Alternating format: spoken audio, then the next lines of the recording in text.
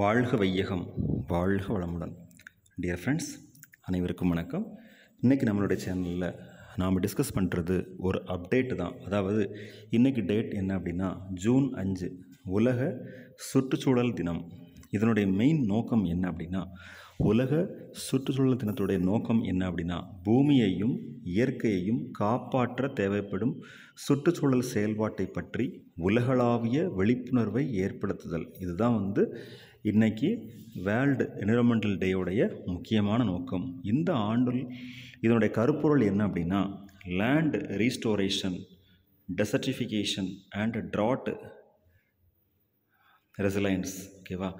அது மட்டும் இல்லாமல் பிளாஸ்டிக் பயன்பாட்டை குறைக்கிறது. நம்மளோட பூமியை நம்ம காக்கணும். ஸோ வருங்கால தலைமுறையினருக்கு நல்ல ஒரு ஆரோக்கியமான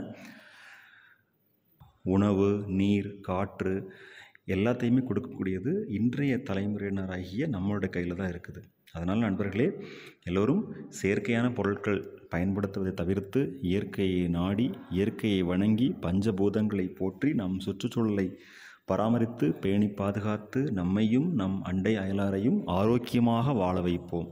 மீண்டும் ஒரு முறை அனைவருக்கும் உலக சுற்றுச்சூழல் தின நல்வாழ்த்துக்கள். வாழ்க வையகம், வாழ்க வளமுடன். நன்றி.